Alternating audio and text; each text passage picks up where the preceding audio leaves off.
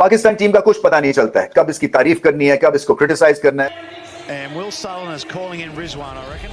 Now, a couple of games ago, and Daniel Rizwan के साथ जो आज हुआ है वो टोटल रॉन्ग हुआ, बहुत गलत हुआ। जो रिजवान साहब का कप्तान उसको इस तरह बुला रहा है जैसे पता नहीं है कि वो लोकल प्लेयर था। वो लोकल प्लेयर नहीं है भाई, वो ओवरसीज प्लेयर है। आपने उसको लिया। अगर आप फॉर्म की बात करते हैं, फॉर्म आना जाना चीज है भाई। जब से मैंने ये वीडियो देखी है ना कि एक पीछे से बंदा आता है, प्लेयर आता है, वो कहता है रिजू डांसर उड़ा, रिजू डांसर उड़ा आंदा की चल मारो पैर के टगे। 15 बॉलों के ऊपर 15 कर रहा है, 10 बॉलों के ऊपर 10 कर रहा है।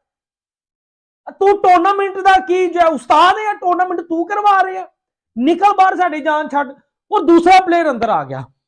मैं डिटेल में आपको बताता हूँ भाजी, वीडियो को लाइक कर देना जितने भी मेरे इंडियन दोस्त हैं, ठीक है। चैनल को सब्सक्राइब कर देना। Riju the dancer, Riju the dancer, Babar the घंटा बाबर। ओ भान के टको, ये क्या हो गया? रिजू द डांसर और कप्ताना मेरी जाना किथे गया? तो भाई दोनों ने फुल अम्मा बहन एक कर रखी है बीबीएल की। अब बीबीएल वाले तो भाई इन दोनों को फ्री में भी नहीं लेंगे, जो भाई इन दोनों ने मिलके फुल अम्मा बहन एक की है बीबीएल की। मैं सीरियसली कह रहा हूँ। अब आप रिजू 7 को देख लो, 8 मैचेस में 167 रन, स्ट्राइक रेट 100 का। मोहम्मद रिजवान हमारे हरदिल अजीज रिजी भाई वो बीबीएल की तारीख के पहले पाकिस्तानी ऐसे प्लेयर बने हैं जिन्हें टेक्टिकल रीजंस की वजह से टाइम आउट बाहर निकाल लिया गया या रिटायर्ड हर्ड कर लिया गया, जो भी आप इसको नाम दे लें। वो टेक्टिकल रीजंस क्या है यार? असल में रिजवान भाई खेल ही बहुत अच्छा रहे थे। मतलब डेथ ओवर्स चल रहे और रिजवान भाई ने 26 किए हुए थे 23 बॉल्स के ऊपर। तो वो जो मेलबर्न रेनिगेट्स वाले हैं वो परेशान हो गए कि यार, क्योंकि रिजवान जो है पहले ओवरसीज प्लेयर बन गए हैं बीबीएल की हिस्ट्री में जिसे रिटायर करवाया गया है। और रिटायर क्यों हुए हैं? क्योंकि वो टुक टुक टुक टुक टुक टुक टुक टुक खेल रहे थे। मतलब इतना टुक टुक कर रहे थे कि लोगों ने कहा भाई साहब, सरफराज भाई जो हैं वो टेस्ट टीम से जा चुके हैं, आपकी टेस्ट टीम में जगह है, फिर आप यहां टेस्ट क्यों खेल रहे हैं? आप खेल लीजिए यार नॉर्मल। ये रन बॉल का मतलब क्या होता है? और वो भी तब जब एक छक्का आप मार दी, उसके बाद 23 गेंद 26 रन, उसमें एक छक्का था, तब यह हाल था। मतलब आप ये सोचो, रिजवान को एक छक्का मारने में बीबीएल में 152 गेंदें लग गई। कप्ताना मेरी जाना के खुद जो है वो लगे पड़े हैं घंटे। यार कितनी शर्म की बात है पाजी, कसम से आपको ये खबर आ गई होगी, लेकिन हमारे इधर पाकिस्तान में रहता हूं, आपको पता कि जिल्लत हमारा मुकद्दर है। 2-2.5 घंटों से लाइट नहीं थी, लेकिन अंदर ही अंदर मैं बैठ के सोच रहा था कि सर्दियां हों या गर्मियां हों, हमने जलील ही होना है। अब सोचो दोस्तों, कितनी को इंसल्ट की बात है कि ठुड्डा मार के एक प्लेयर को बाहर निकाल देना। गली मोहल्ले की क्रिकेट में भी अगर ऐसा हो ना तो बंदा शर्म से डूब जाता है। कि बाज़ वक़्त हमने ऐसा देखा भी है कि अगर कोई किसी प्लेयर को हम बल्ला पकड़ के कहते हैं ना जा बैटिंग दे ओपनर, और फिर उसको वापस बुलाते हैं, तुझे आलंदा नहीं भाजी बल्ला फाड़ के टुर गया, वो इज्जत का सवाल है। लेकिन लाइव मैच के दौरान उस दिन घंटे जिम्बू को स्टोनिस ने बोला कि की खेडन डे है। उस दिन स्टोनिस ने बोला इस घंटे जिम्बू को की खेडन डे है, आउंदा ही आस्ट्रेलिया च खेडना कि इत्थे टोक टोक अपनी क्रिकेट शुरू की थी भाजी। अब देखे लाइव मैच के दौरान आज बिग बैश लीग में जनाब साहब को रिटायर्ड आउट करवा दिया गया।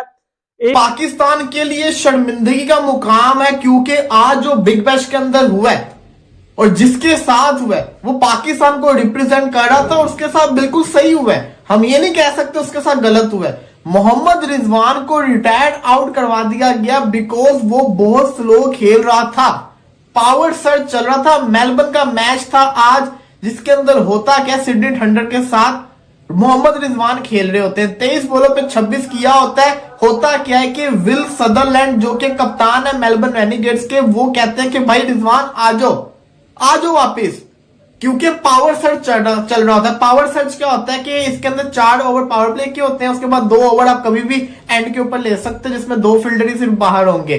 तो वो टाइम चल रहा था, रिजवान से खेला ही नहीं जा रहा था, तो वो बुला लेते हैं रिजवान को आउट करवा देते हैं वो कि रिटायर आउट हो गया।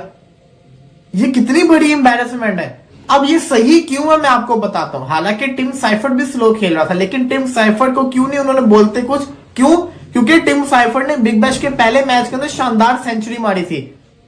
वो तेज भी खेलता है, कभी कभी स्लो खेलता है। मोहम्मद रिजवान कंटिन्यूसली स्लो खेल रहा है, खाली रिजवान नहीं, बाबर भी। वो दिन दूर नहीं है कि बाबर आजम को भी वो रिटायर आउट करवा देगा। तो इस वजह से जो थोड़ा सा चांस था कि चूंकि मोहम्मद हारिस फेल हो गए थे, उस्मान खान से रन नहीं हुए थे, ख्वाजा नाफे का तजर्बा नहीं है, कमी है तजर्बे की, तो जो चांस बन सकता था वो बिग बैश में मायूस कुन कारकर्दगी के बाद अब मोहम्मद रिजवान का वो चांस भी खत्म हो गया है। आज जब 18 ओवर का खेल हुआ और क्रीज पर मौसूफ मौजूद थे, 2 चौके भी लगा चुके थे, 1 छक्का भी लगा चुके थे, लेकिन 23 गेंदों पर उनके रन थे 26, जिसकी वजह से कप्तान ने उन्हें मैदान से बाहर बुलाया। गो के वो खुद भी जाते हुए आउट हो गए, लेकिन मोहम्मद रिजवान को बहरहाल रिटायर्ड आउट करार दिया गया, रिटायर्ड हट, क्योंकि अमूमन ऐसा ही होता है कि जब आप किसी खिलाड़ी को, क्योंकि ये आईसीसी के कानून में है ही नहीं कि आप किसी खिलाड़ी को मैच इसलिए मैदान से बाहर बुला लें कि वो स्लो बॉलिंग करा रहा है या अच्छी फील्डिंग नहीं कर रहा या स्लो बैटिंग कर रहा है, तो ये आपके पास कानूनन इसका इख्तियार नहीं है। तो इसके लिए फिर दूसरा एक बहाना इख्तियार किया जाता है, कभी कोई खिलाड़ी जख्मी हो जाता है, कभी किसी को रिटायर आउट करार दिया जाता है, या कोई ना कोई वजह बनाई जाती है। तो आज मोहम्मद रिजवान को जिस अंदाज में बुलाया गया, इसकी बगैर वजह भी बताना मुनासिब नहीं समझी गई। अगर डेथ ओवर्स में इतनी आला बैटिंग रिजवान भाई कर रहे हैं तो यार ये क्राउड जो सारा देख रहा है, ये तो कल को हम पर प्रेशर डालना शुरू कर देगा। दो भाई थे, दोनों ही तबाही थे, लेकिन आजकल वही दोनों भाई हैं, लेकिन पता नहीं क्या कर रहे हैं। बाबर ने 250 किए हैं, वो 250 भी वो मैच इसलिए उनकी टीम जीती है कि दूसरे रन पे खड़े दूसरे प्लेयर ने मारे हैं 200 की स्ट्राइक रेट के साथ। ठीक है, वो 50 भी कोई बहुत डेकोरेटेड नहीं है, ठीक है, बाबर की 50 आई है, बट वो नहीं जो बाबर की आती होती थी अच्छी स्ट्राइक रेट के साथ। वो मसला स्ट्राइक रेट भी छोड़े, वरना बॉल वाला मामला हुआ और एडम गिलक्रिस्ट ने बोला कि थोड़ा प्रोएक्टिव होना पड़ेगा। अब रिजवान का देख लें, रिजवान बाबर दोनों सेम है। रिजवान का 101 का स्ट्राइक रेट है, इनका 104 का है। रिजवान की 20 की एवरेज है, इनकी 25 की, क्योंकि एक मैच में नॉट आउट है बाबर आजम। ठीक है, बट मैं रिजवान को थोड़ा सा ऐसे हल्का सा एक एच दूंगा कि बाबर आजम अपने नंबर पे बैटिंग कर रहे हैं, रिजवान कभी तीसरे पे कभी चौथे पे। अब प्रॉब्लम ये कि वो फ्रेजर जो हैं वो भी ओपनर हैं, बट वो भी कभी तीसरे पे खेल किसी को कुछ समझ नहीं आ रही है। बाबर आजम के बीबीएल के अंदर 8 मैच हो चुके हैं, मोहम्मद रिजवान के भी 8 ही मैच हो चुके हैं। बाबर आजम के बैट से 145 स्कोर आते हैं, जबकि मोहम्मद रिजवान के बैट से 141 स्कोर आते हैं। बाबर आजम की एवरेज बनती है 25 की, मोहम्मद रिजवान की एवरेज बनती है 20 की। और अगर स्ट्राइक रेट की बात करें तो भूल ही जाएं, क्योंकि बाबर आजम की स्ट्राइक रेट बनती है 104 की और मोहम्मद रिजवान की बनती है 100 की। हम सारा दिन इनको ये मानने में गुजार देते हैं कि यार ये बेहतर हो रहे हैं, लेकिन ये कैसी बेहतरी है, ये तो बैक गियर लगा हुआ है, वो भी पूरी स्पीड के साथ। ऐसा सीन भाई अल्लाह दुश्मन को भी ना दे जो बेचारे बांग्लादेश वालों के साथ हो रहा है। मतलब मैं कोई बांग्लादेश वालों का बहुत ज्यादा हमदर्द नहीं हूं, लेकिन तरस आ रहा है कि यार आईसीसी तो उनकी लेने के चक्कर में बगैर तेल के, बगैर वैसलीन के, बगैर मॉइस्चराइजिंग क्रीम के, या आईसीसी करना क्या चाहता है बांग्लादेश के साथ? क्योंकि इतनी घटिया यहाँ पर भाई बांग्लादेश की टीम के साथ प्रैंक हुआ है कि वो खुद सोच के पागल हो चुके हैं कि साला हम करें तो करें क्या। आईसीसी ने बांग्लादेश को रिप्लाई में एक लेटर लिखा जिसमें बांग्लादेश ने बोला हमारा मैचेस जो है ना वो आप एक काम को उड़ी बाबा, आप हमारा मैचेस जो है ना वो पाकिस्तान में डाल दो, आप हमारा मैचेस जो है ना वो श्रीलंका में डाल दो, कोलंबो में डाल दो। तो उसके ऊपर आईसीसी ने रिप्लाई दिया और बड़ा गंदा बेइज्जत किया यार, बहुत जूते मारे और भिगो कर मारे हैं। मतलब अल्लाह तौबा, मेरी तौबा है कि दुश्मन को भी कभी ऐसा दिन ना देखना पड़े। आईसीसी ने बांग्लादेश के सामने 3 शर्तें रखी हैं और बड़ी क्रूशियल शर्तें हैं। ऐसी शर्तें आपने जिंदगी, इवन अगर आप इंडिया हैं तो आपको हंसी आएगी आईसीसी के ऊपर कि यार ये आईसीसी ऐसा कैसे कर सकता है। मतलब ठीक है, पैसा सब कुछ है, सब कुछ ठीक है, स्पॉन्सरशिप है, सब कुछ है, लेकिन फिर भी आईसीसी ने तो बिल्कुल पतलून उतार के रख दिया बांग्लादेश की। मतलब ऐसा किसी क्रिकेट बोर्ड के साथ हो सकता है? आज हमें ये चीज देखने को मिली आईसीसी की तरफ से। आईसीसी की सबसे पहली शर्त क्या थी? अगर ये चाहते हैं कि भाई ये उनको सिक्योरिटी कंसर्न ना हो, क्योंकि पहली बात तो पहली शर्त आईसीसी की यही है कि भाई मैच खेलने हैं तो इंडिया में आकर खेलो, वरना बाहर में जाओ मत खेलो। आईसीसी ने क्लियर तौर के ऊपर पहले तो ये बात बोल दी है कि भाई अगर खेलने तो। फिर आईसीसी ने जो 3 शर्तें रखी हैं वो और मिर्च मसाले वाली हैं। बोला मुस्तफीज को नहीं लेके आना।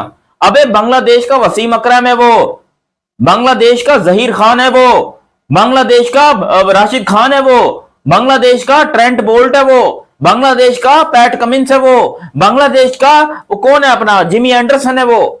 बांग्लादेश के लिए सबसे बड़ा सुपरस्टार इस टाइम के ऊपर मुस्तफिजुर रहमान है और आईसीसी वाले कह रहे हैं कि अगर आप चाहते हैं कि सिक्योरिटी कंसर्न्स ना हो तो आप जो है वो मुस्तफिज भाई को घर में छोड़कर आइए।